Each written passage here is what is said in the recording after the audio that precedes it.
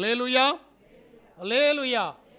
வேத புஸ்தகத்தை திறந்து நீதிமொழியின் புஸ்தகம் அதனுடைய 28வது அதிகாரம் 25வது வசனத்தை யாராவது வாசிங்க. பெருநெஞ்சன் வழக்கே கொள்கிறான், யாவை நம்புகிறவனோ செழிப்பான். ஆமென். யாவாவை நம்புகிறவனோ அவன் செழிப்பான் என்கின்ற வார்த்தையை நாம் கேட்டோம். நம்பிக்கையினுடைய ஊடாய் நாம் ஆசீர்வதிக்கப்படுவோம் என்கின்ற வாக்குறுதியை யாவாகிய யாசுவா நமக்கு தந்திருக்கிறார்.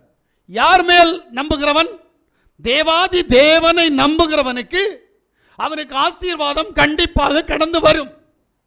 ஆனால் நம்பிக்கை இல்லை என்று சொன்னால் அவன் கிடைக்க வேண்டிய ஆசீர்வாதங்களை இழந்து போவான். ஒருவேளை அவருடைய நாமத்தில் நீ அறிந்தோ அறியாமலோ இருக்கிறபடியினால் உண்ண உணவுக்கும் உடுக்க உடைக்கும் இருக்க இருப்பிடத்திற்கும் எந்த விதமான கேடு இல்லாதபடி உன்னை நடத்துவார். ஆனால் நீ ஆசீர்வதிக்கப்பட மாட்டாய். செழிப்பு என்பது இருக்காது. நாம் செழிப்படைய வேண்டும், ஆசீர்வதிக்க வேண்டும் என்று சொன்னால் உன் தேவனை நம்பு. தேவனை நம்பணும்னா தேவன் யாருன்னு தெரியணும். ஒன்று சொல்லதான் கேளுங்க. இயேசுன்னு சொல்றவங்க நிறைய பேர் இருக்கிறாங்க, தேவன் இயேசு அப்படின்னு சொல்றவங்க நிறைய பேர் இருக்கிறாங்க. ஆனா தேவன் யார் என்கின்ற அறிவு மிக மிக கம்மி.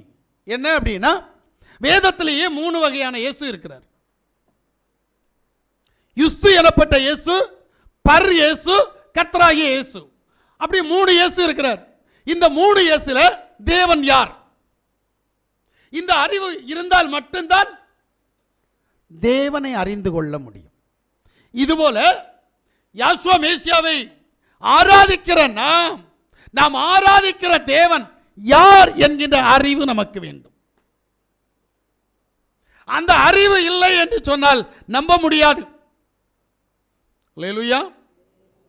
இன்றைக்கு நாம் எல்லாரும் நம்புகிறோம் என்று நினைக்கிறோம். அது நம்பிக்கை அல்ல. ஏனென்றால் நம்பிக்கையினுடைய ஊடாகத்தான் விசுவாசம் கடந்து வருகிறது. நம்பிக்கை பூரணமாகும் போது அது விசுவாசத்துக்குள் கொண்டு செல்லுகிறது. அப்ப இன்னைக்கு நம்முடைய நம்பிக்கை சரியா இருந்துச்சுன்னா ஏன் நாம செழித்து ஓங்க முடியாது?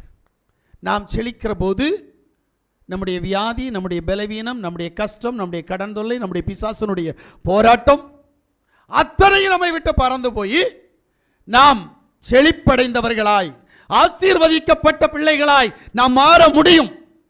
ஆனால் நம்பிக்கையில் ஒரு 3 சூழ்நிலை இருக்கிறது. என்ன என்று கேட்டால், நிபந்தனை அற்ற நம்பிக்கை, இது நம்பர் 1. 2வது முழுமையான சரணாகதி. 3 யாவாகிய யாசுவா மேசியாவை மட்டும் சார்ந்திருக்கணும். இந்த கான்செப்ட் நம்மகிட்ட இருந்தால் மட்டும்தான் நாம அவரை நம்ப முடியும். இன்னைக்கு என்னுடைய தாய் தகப்பனை நான் நம்புவதற்கு காரணம், எனக்கு வேற தாய் தகப்பன் இல்லை அப்படின்னு நான் நம்புறேன். என்னை பெற்றெடுத்தது என் அம்மா, என் அப்பா என்று சொல்லி நான் எந்த அளவுக்கு நம்புகிறேனோ அந்த அளவுக்கு அது என்னுடைய உயிர் மூச்சாய் இருக்கிறது. ஒருவன் நான் நம்புகிறதை குறை சொன்னால் எனக்கு கோபம் வரும். ஆமென். ஆமாவா இல்லையா? உங்க அம்மா அப்பாவை யாராவது திட்டினா சும்மா இருப்பீங்களா? உங்க அம்மா அப்பா எப்படி அப்படின்னா அது நம்பிக்கையில் உருவானது. நீயோ நானோ என்னையும் உன்னையும் பெற்றதை உன் தாய் தான் என்பதை நாம் யாரும் பார்க்கவில்லை. தகப்பன் என்பது இவர்தான் என்னுடைய தகப்பன் என்பதை நீயும் நானும் காணவில்லை. ஆனால் நம்பிக்கையினுடைய ஊடாய் அந்த நம்பிக்கை பூரணப்பட்டு வந்திருக்கிறபடினால் அது என்னுடைய தாய், என்னுடைய தகப்பன் என்கின்ற அறிவு எனக்குள் வந்த பின்பு என் தாய் தோப்பனை ஒருவன் தேவையில்லாதது எதையாவது சொன்னால் அந்த நம்பிக்கையினுடைய ஊடாய் நான் அவனை சண்டை போடுகிறேன். இதான் உண்மை. அதனால தான் வேதம் சொல்லுது, நிபந்தனை அற்றிருக்கணும். நான் இப்படி இருந்தாதான் எங்கள் அம்மா அப்பா அப்படின்னு யாருமே சொல்கிறதில்லை. அவங்க என்னை பார்த்தாதான், எனக்கு சாப்பாடு ஊட்டினாதான் அவங்க எனக்கு அம்மா அப்பா, எனக்கு பால் கொடுத்தாதான் எனக்கு அம்மா அப்பா, எனக்கு வஸ்திரம் கொடுத்தாதான் எனக்கு அம்மா அப்பா, இப்படி நம்ம யாருமே கண்டிஷன் சொல்கிறது இல்லையே. ஆனால் தேவ சமூகத்தில் வந்து அதை சொல்கிற தெரியுமா? ஏன்னா நம்பிக்கை இல்லாததுனால. எந்த விதமான நிபந்தனையும் தேவ சமூகத்தில் என்ன செஞ்சிடக்கூடாது, போடக்கூடாது. எனக்கு இப்படி செய்யும் ஆண்டவரே, நான் உங்களை நம்புவேன், நீர் தான் மெய்யான தேவன், நான் உங்களை நம்புவேன் ஆண்டவரே, எனக்கு இப்படி செய்யும். தேவன் செய்ய மாட்டார். நம்பிக்கையில் நம்ம உறுதியாக இருந்து அது விசுவாசத்தினுடைய ஊடாய் கடந்து போகணும்னா உங்களுடைய காரியம் வித்தியாசமாக இருக்கணும். ஏன்னா ரோமருடைய புஸ்தகம் 5வது அதிகாரம் 3-4 வசனங்களை வாசித்தீங்கன்னா நான் சொன்ன சம்பவம் உங்களுக்கு வந்துடும். இது மாத்திரமல்ல, உபத்திரவம் பொறுமையும், ஆமென், பொறுமை பரீட்சையும், பரீட்சை நம்பிக்கையும் உண்டாக்குறது என்று நாங்கள் அறிந்து, ஆமென், உபத்திரவங்களையும் மேன்மை பாராட்டுகிறோம். ஆமென். நல்லா புரிஞ்சுடுங்க. இந்த உபத்திரவம் நமக்கு நம்பிக்கையை கொண்டு வரணும். வந்திருக்கிற கஷ்டம், வந்திருக்கிற போராட்டம், வந்திருக்கிற பிரச்சனை, வந்திருக்கிற பிசாசு நமக்கு நம்பிக்கையை கொண்டு வரணும். நம்ம ஒன்று செய்வோம் தெரியுமா, நம்மகிட்ட போராடுற பிசாசு பெரியவன்னு நினச்சிட்டு ஆண்டவர்கிட்ட போய் சொல்லுவோம், ஆண்டவரே என்னுடைய கஷ்டத்தை தாங்க முடியல ஆண்டவரே, என்னுடைய வியாதியை தாங்க முடியல ஆண்டவரே, அப்பா என்ன உத்தரவுப்படுறேன், என்ன கஷ்டம். நீ யாரை புகழ்ற தெரியுமா? பிசாசை புகழ்ற, தேவன் அடிமைப்படுத்துற. கான்செப்டை புரியணும். நீ பிசாச போய் தேவ சமூகத்தில் போய் பெருமையா பேசிட்டு இருக்கிற, அது அவனுடைய உபத்திரம். பொல்லாங்கால் நான் உன்னை உபத்திரப்படுத்த நான் பொல்லாங்கன் அல்ல. அப்போ உனக்கு உபத்திரம் வருவது யாரால் என்று சொன்னால் பிசாசினால் வருகிறது. அந்த பிசாசினால் வரக்கூடிய உபத்திரவத்தை தேவ சமூகத்தில் போய் சொல்ற, ஆண்டவரே பிரச்சனையா இருக்குது, என்னைக்காவது இந்த பிரச்சனையை விட பெரியவர் என்னோடு கூட இருக்கிறார் என்கின்ற எண்ணம் நமக்கு கடந்து வருகிறதா என்று கேட்டால் இல்லை.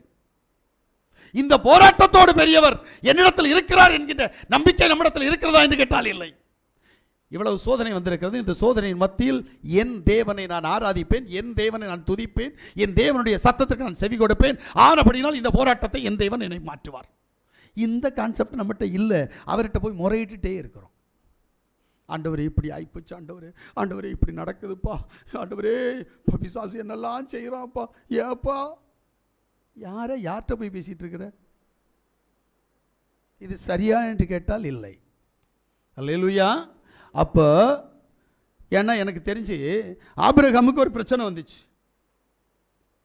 அந்த பிரச்சனையின் மத்தியில் அவன் தேவனை தேடாமல் தன் மனைவியை தேடினான். மனைவியை தேடின போது மனைவி அவனுக்கு துராலோசனையை கொடுத்து அவனை பாவம் செய்து வைத்தால் தேவனுடைய ஆசீர்வாதம் அவனை விட்டு விலகி போச்சு. இன்றைக்கு அநேகர் பிரச்சனையினுடைய ஊடாய், போராட்டத்தினுடைய ஊடாய் மாப்பிள்ளையை பார்ப்பாங்க, இல்லை பொண்டாட்டியை பார்ப்பாங்க, இல்லை பிள்ளைகள்கிட்ட போய் ஆலோசனை கேட்பாங்க. அனனியா சப்பிராளுடைய கதை இங்கே தான் நடக்குது. நீ யாருக்கு சமூகத்தில் போய் நிற்கணும்னா தேவ சமூகத்தில் நிற்கணும். இங்கே மனுஷன் யார்கிட்டையும் ஆலோசனை கேட்காத, தேவ சமூகத்தில் போய் உன் முழு இருதயத்தையும் முழு ஆத்மாவையும் முழு மனசையும் தேவ சமூகத்தில் கொடுத்துப்பார். அப்போ தெரியும் உனக்கு இருக்கிற பிரச்சனை என்ன ஆகுதுன்னு சொல்லிட்டு. சரி, சின்ன பிள்ளைகள் இருக்குதுல்ல, குழந்தைகள், இந்த பிள்ளைகள் உள்ள சின்ன பச்சனை குழந்தைகள், இந்த 1 வயசு, நேற்றுக்கு ஒரு ஃபங்க்ஷன் போன நேரத்தில் பார்த்தேன். அந்த பிள்ளை அம்மானா அடம் பிடிக்குது, அப்பானா அடம் பிடிக்குது. ஏன்னு கேட்குறேன். யார்கிட்டையாவது போய் யாராவது எடுத்துகிட்டு போனால் என்னை எங்கேயாவது கொண்டு போயிடுமோ அப்படின்ற ஒரு எண்ணம் அந்த பிள்ளைகள்கிட்ட இருக்கும். இந்த பிள்ளைகிட்ட இன்னைக்கு 6வது அறிவான பகுத்தறிவு வேலை செய்யல. ஆனபடியினால் அந்த பிள்ளை தாய் தகப்பன் என்கின்ற தன் பார்த்து பழகின அந்த முகத்தை உரிமை பாராட்டி கொண்டிருக்கிறது. நீ விசுவாசத்துக்குள்ள வந்தியே, தேவ சமூகத்தில் வந்தியே, அப்போ உன்னுடைய 6வது அறிவு வேலை செய்யல. அப்போ தேவன் மேல் பற்றுதலா இருந்த, தேவன் சொன்னதையெல்லாம் செஞ்ச. ஆனா இப்போ 6வது அறிவான பகுத்தறிவு விரிவடைந்து நான் யார் தெரியுமா என்கின்ற நிலைமைக்கு வந்திருக்க பார்த்தியா? அதனால தான் உனக்கு பிரச்சனை, அதனால தான் உனக்கு போராட்டம். எனக்கு ஒன்றும் தெரியாது, எங்கள் அப்பா கற்றுத்தந்தால் நான் கற்றுக்கொள்வேன். இந்த அறிவுக்குள்ள எவன் வருகிறானோ அவனை தேவன் எடுத்து உபயோகப்படுத்த அவர் வல்லமையுள்ள தேவன். அல்லேலூயா, அல்லேலூயா. நம்ம எல்லாரும் கடவுளுக்கு ஆலோசனை சொல்கிறோம். ஏன் ஆசாரியனுக்கு ஆலோசனை சொல்லுவோம், ஏன் சபைக்கு ஆலோசனை சொல்லுவோம். உனக்கு ஆலோசனை உனக்கு எங்கே போகுது? உன் ஆலோசனை எல்லாருக்கும் சொல்கிறீல்ல, கடவுளுக்கு ஆலோசனை சொல்கிற, ஆசாரியனுக்கு ஆலோசனை சொல்கிற, சபைக்கு ஆலோசனை சொல்கிறீல்ல, அந்த ஆலோசனையை உனக்கு சொல்லி அந்த பிரச்சனையிலிருந்து வெளியில் வா பார்ப்போம். பிரைஸ் யேசுவா. ஏன் அந்த ஆலோசனை தவறு. அதனால தான் வேதம் சொல்லுது, நாசியில் சுவாசம் உள்ள எந்த மனுஷனையும் நம்பாத. ஆனால் நம்ம நம்புகிறோம்.